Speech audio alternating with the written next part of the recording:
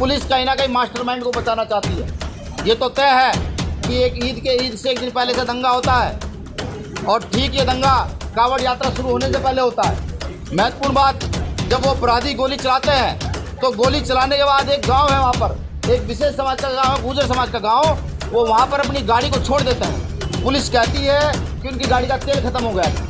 जो लोग इतनी बड़ी रैकी कर रहे हैं, ये कहाँ से कतू बैठता है पुलिस का कहना कि उनकी गाड़ी का तेल खत्म हो गया था। और अगर तेल खत्म हुआ भी था तो वो अपने गाँव की ओर भागते, अपने गाँव से अपोजिट दिशा में जो गाँव है मीरकपुर, उसकी ओर क्यों भागे? कि चंद्रशेखर आज़ाद जी की हत्या की साजिश रची जा रही है। आप जो है इनको सुरक्षा देने का काम करें, लेकिन उत्तर प्रदेश का शासन ना जाने क्यों इतना मौन है, जो अपने आप में दम भरता है कि उत्तर प्रदेश भयमुक्त प्रदेश है।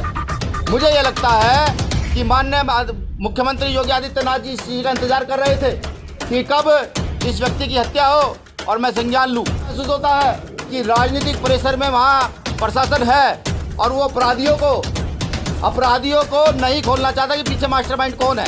ये तो तय है कि मास्टरमाइंड या तो कोई राजनीतिक व्यक्ति है या कोई सफ़ेदपोश है, जिसको चंद्रशेखर आज़ाद भाई से बड़ा खतरा है, भीम आर्मी आज़ाद समाज पार्टी के लोगों से बड़ा खतरा है। माननीय मुख्यमंत्री जी के इस्तीफे की भी मांग करता हूँ कि वो जल्द से जल्द इस्तीफा दे। घूरने का भी प्रयास मत कीजिएगा, निवेदन यही है, घूरने का भी प्रयास मत कीजिएगा, वरना इस बार तो भाई चंद्रशेखर आज़ाद जी ने मामले को संभाला। गोली लगने के बावजूद भी उन्होंने पूरे समाज से अपील की कि नहीं, कोई भी व्यक्ति शांति भंग नहीं करेगा। अगर भाई चंद्रशेखर आज़ाद जी के पास ऐसा षड्यंत्र द्वारा होता है तो मुझे ये लगता है भाई हमारी पूरी टीम क्या, भाई चंद्रशेखर आज़ाद जी भी उनको संभाल नहीं पाएंगे। न्याय की इस लड़ाई को मजबूत करने आए। आज की प्रेस कॉन्फ्रेंस किस लिए रखी गई है, वो हमारे साथी दिल्ली प्रदेश संयोजक भाई हिमांशु जी ने बताया है कि 28 तारीख को भीम आर्मी चीफ आज़ाद समाज पार्टी के राष्ट्रीय अध्यक्ष पर हमला हुआ था। कुछ कार सवारों ने उनकी जान लेने की नियत से सहारनपुर के देवबंद कस्बे में गोलियां चलाई। 1 जुलाई को पुलिस ने मुस्तैदी दिखाते हुए 4 अपराधियों को गिरफ्तार किया, जिसमें से 3 अपराधी वहीं देवबंद के पास एक गांव पड़ता है रणखंडी भायला, वहाँ के हैं। बाकी एक अपराधी हरियाणा का है। आज की प्रेस कॉन्फ्रेंस विशेषकर इसलिए बुलाई गई है कि पुलिस के जो बयान है, पुलिस ने जो जांच पड़ताल की, उस पर एक सवालिया निशान है। पुलिस पूछताछ में बताती है कि उन्होंने टोल पर चंद्रशेखर भाई का काफिला खड़े हुए देखा और वहाँ पूछा कि कौन आ रहा है। वहाँ कार्यकर्ताओं ने जैसे बताया कि चंद्रशेखर आ रहे हैं, तो उन्होंने फौरन ही चंद्रशेखर की हत्या का प्लान बना लिया। ये मुझे ऐसे लगता है जैसे कोई फिल्मी स्टोरी चल रही हो कि अपराधी आता है और एकदम से हत्या का प्लान बना लेता है। पुलिस में जांच ने बताया, पुलिस ने उनसे पूछा कि आपने उनकी हत्या का प्रयास क्यों किया। अपराधियों का कहना है कि हम चंद्रशेखर आज़ाद के बयानों से नाखुश थे, भीम आर्मी चीफ के बयानों से नाखुश थे। भारत में लोकतंत्र है, अगर कोई किसी बात से नाखुश होता है तो उसके लिए आईपीसी है, कॉन्स्टिट्यूशन है, थाने कोर्ट कचहरियों में रिपोर्टें दर्ज की जाती हैं। लेकिन उन्होंने किसी प्रकार की कोई भी रिपोर्ट दर्ज नहीं की। पुलिस का खुद कहना है कि उनके पुराने आपराधिक रिकॉर्ड है। उन्होंने पहले भी एक जेलर पर गोली चलाई है, कई लाख की लूट में उनका नाम आया है। लेकिन पुलिस उनकी मनगढ़ंत कहानियों की जांच पर यकीन करके प्रेस कॉन्फ्रेंस के माध्यम से वहाँ के मौजूदा डीआईजी इस बात को कहते हैं। इससे सीधा ये प्रतीत होता है कि कहीं ना कहीं राजनीतिक संरक्षण में उन अपराधियों ने यह घटना करने का कृत्य किया। कहीं ना कहीं पुलिस प्रशासन पर भी दबाव है, प्रशासन जांच को सही तरीके से नहीं कर रही है। पुलिस का कहना है कि उन्हें पूछताछ में पता लगा कि 3 राउंड फायर हुए हैं, लेकिन वहां पर मौजूदा जो लोग थे 4 राउंड गाड़ी पर फायर हुए हैं, 2 राउंड उन्होंने हवाई फायर किए हैं। ये मैं किस लिए कह रहा हूँ कि जब उनकी गाड़ी फोरेंसिक जांच के लिए गई तो उस फोरेंसिक जांच से गाड़ी वापस आने के बाद हमने जब गाड़ी का मुआयना किया तो एक गोली जो ड्राइवर के सिर के ऊपर छत पर लगी हुई थी, फोरेंसिक टीम उस गोली लगी गोली को नहीं ढूंढ पाई। हमने जाकर एसएसपी महोदय को दिखाया, देखिए एक गोली का निशान ये भी है। इसका सीधा मतलब है कि प्रशासन धाराएं हल्की करके अपराधियों को बचाना चाहता है। सबसे महत्वपूर्ण बात, जिस थाना क्षेत्र की ये घटना है, ये घटना कोई छोटी घटना नहीं है। भाई चंद्रशेखर आज़ाद वही चंद्रशेखर आज़ाद हैं जिनका भारत में अकेले भारतीय का नाम टाइम मैगजीन्स में आता है, जो भारत में हर शोषित वंचित के साथ खड़े होते हैं। वो जब चलते हैं तो गरीब, किसान, मजदूर सब उनके साथ साथ चलते हैं। वो भारत की एक विशेष पर्सनैलिटी है, या मैं ये कहूँ भारत के राजनीतिक सामाजिक उभरते हुए सितारे हैं। ऐसे व्यक्ति पर हमला करना भारत के करोड़ों लोगों की भावनाओं को आहत करना है। अभी तक उस थाने के थाना इंचार्ज, जो वहाँ के मौजूदा थाना इंचार्ज है, ना तो उनको लाइन हाजिर किया गया, न ही उस थाने से बदला गया। किस लिए? कि वो जो अपराधी हैं वो भी एक जाति के हैं, थाना अध्यक्ष वो भी एक जाति के हैं, और देश के मुख्यमंत्री भी एक ही जाति के हैं। घटना के बाद कुछ फ़ोटो सामने आए, जिस फोटो में देखा जा रहा है कि सहारनपुर में सरसा में एक कस्बा पड़ता है, उसके पास एक गांव है रायपुर। उस गांव में वो चारों लोग रुके, उनके साथ और भी साथी थे, लेकिन पुलिस ने अभी तक कोई आगे की जांच नहीं की। सिर्फ 4 लोगों की मनगढ़ंत कहानी को सच मान लिया। पुलिस ने कहा कि उन पर 315 के कट्टे से फायर हुआ है। मैं ये भी पुलिस से पूछना चाहता हूँ कि वो 315 का कट्टा क्या पुलिस ने अपने मन से कह दिया, या उसकी कोई ब्लास्टिंग रिपोर्ट आई है, या फिर प्रशासन जो है अपने कार्य को छोड़ करके वहाँ के रसूखदारों की चाटुकारिता गुलामी करने के लिए तैयार है।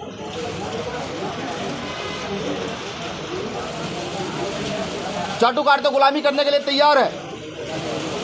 कुछ साथियों ने यह भी बताया कि जानकारी मिली है कि पिछली 26 तारीख को चंद्रशेखर भाई सहारनपुर दिल्ली में थे। वो एक कार्यकर्ता के यहाँ एक कार्यक्रम में शामिल होने गए थे, तो उनके पीछे कुछ गाड़ियाँ देखी गई जो उनकी रैकी कर रही थी। वो गाड़ियाँ कौन है, वो लोग कौन है, कहाँ से आए हैं, ये भी बड़ा सवाल उठता है। सबसे महत्वपूर्ण बिंदु कि ये कार्य ईद से एक दिन पहले होता है। ईद से एक दिन पहले चंद्रशेखर आज़ाद जी की हत्या की साजिश की जाती है। कहीं भारत के अंदर, पूरे देश के अंदर कोई जातीय धर्म के आधार पर उन्माद फैलाने का इरादा तो नहीं था। महत्वपूर्ण चीज़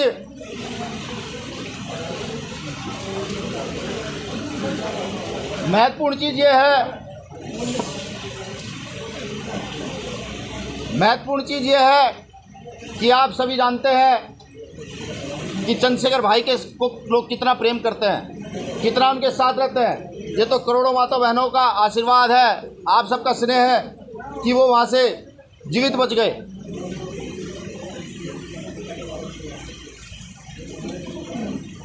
इन सभी बातों से ये महसूस होता है कि पुलिस कहीं ना कहीं मास्टरमाइंड को बचाना चाहती है। ये तो तय है कि ईद से एक दिन पहले से दंगा होता है, और ठीक ये दंगा कांवड़ यात्रा शुरू होने से पहले होता है। महत्वपूर्ण बात, जब वो अपराधी गोली चलाते हैं तो गोली चलाने के बाद एक गांव है, वहाँ पर एक विशेष समाज का गांव है, गुर्जर समाज का गांव, वो वहाँ पर अपनी गाड़ी को छोड़ देते हैं। पुलिस कहती है कि उनकी गाड़ी का तेल खत्म हो गया था। जो लोग इतनी बड़ी रैकी कर रहे हैं, ये कहाँ से कतुक बैठता है पुलिस का कहना कि उनकी गाड़ी का तेल खत्म हो गया था। और अगर तेल खत्म हुआ भी था तो वो अपने गाँव की ओर भागते, अपने गाँव से अपोजिट दिशा में जो गाँव है मीरकपुर, उसकी ओर क्यों भागे। इसका साफ साफ इशारा ये है कि कहीं ना कहीं उत्तर प्रदेश के अंदर एक बड़े दंगे की साजिश रची जा रही थी कि चंद्रशेखर आज़ाद को कुछ हो जाए और एक विशेष समुदाय को टारगेट करके दंगा भड़काया जा सके। लेकिन ये तो समय सही है कि ऐसा कुछ नहीं हो पाया। इससे पहले भी चंद्रशेखर आज़ाद जी पर हमला हुआ है, गौर फरमाइएगा। इससे पहले मुजफ्फरनगर में एक बार हमला हुआ, एक बार बुलंदशहर में जो उपचुनाव था उसमें हमला हुआ है।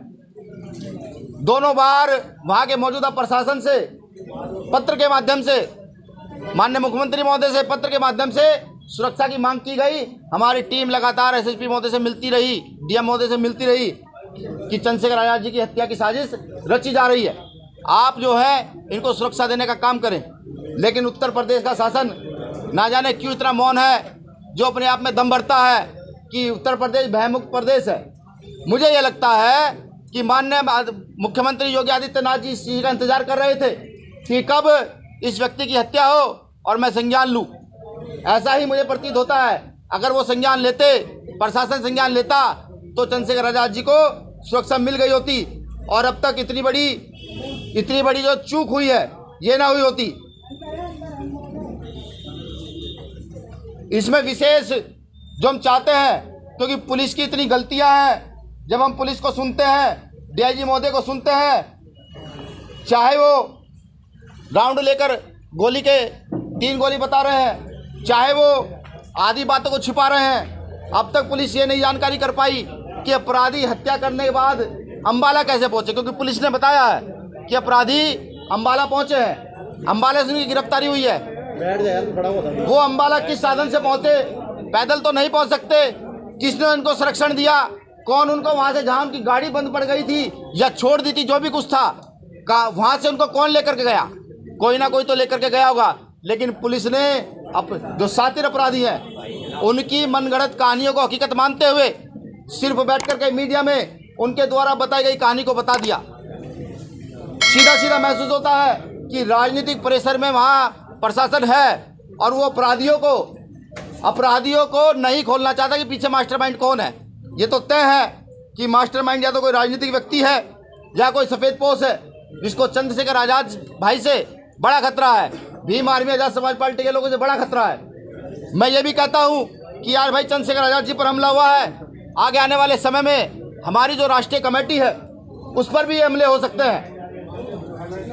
हम इन सभी चीज़ों को देखते हुए सबसे पहले तो आपके माध्यम से भारत सरकार से भाई चंद्रशेखर आज़ाद जी के लिए सीबीआई जांच की मांग करते हैं। हमें ये पता लग सके कि इसमें कौन है, और अगर हमें न्याय नहीं मिलता तो ये तय हो जाता है कि यहाँ के प्रदेश के मुखिया से लेकर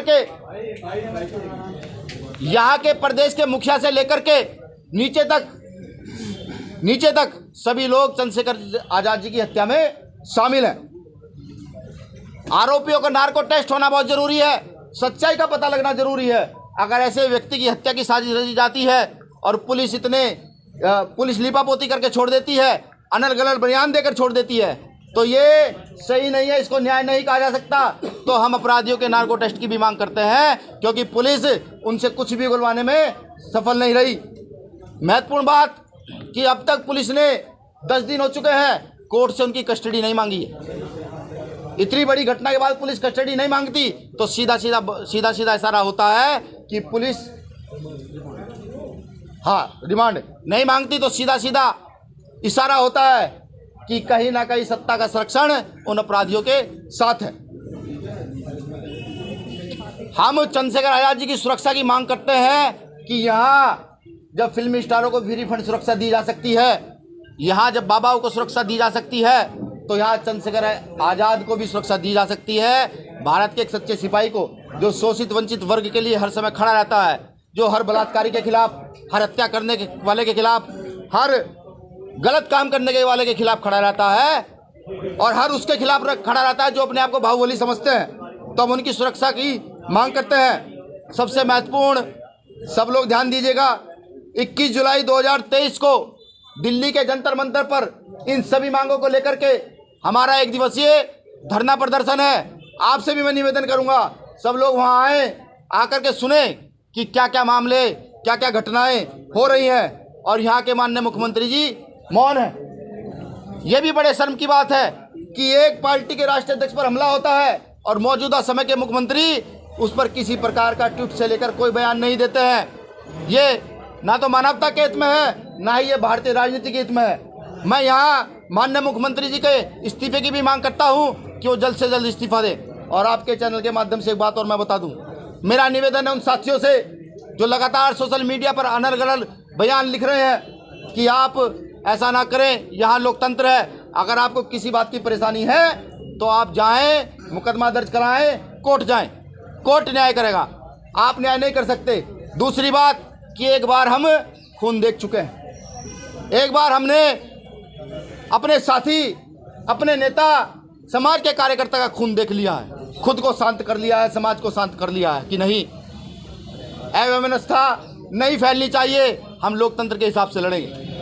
लेकिन अगर अगली बार भी किसी ने सोच रखा हो कि नहीं, वो खून करेंगे वो हत्याएं करेंगे और हम शांत रहेंगे। तो मेरा निवेदन है यहाँ की सरकारों से, यहाँ की LIU से, यहाँ की विशेष जांच एजेंसियों से कि ऐसे लोगों को टारगेट करें जो जाति के नाम पर षड्यंत्र करके हत्या करा देना चाहते हैं एक व्यक्ति की, उस व्यक्ति की जो शोषित वंचितों के साथ खड़ा रहता है।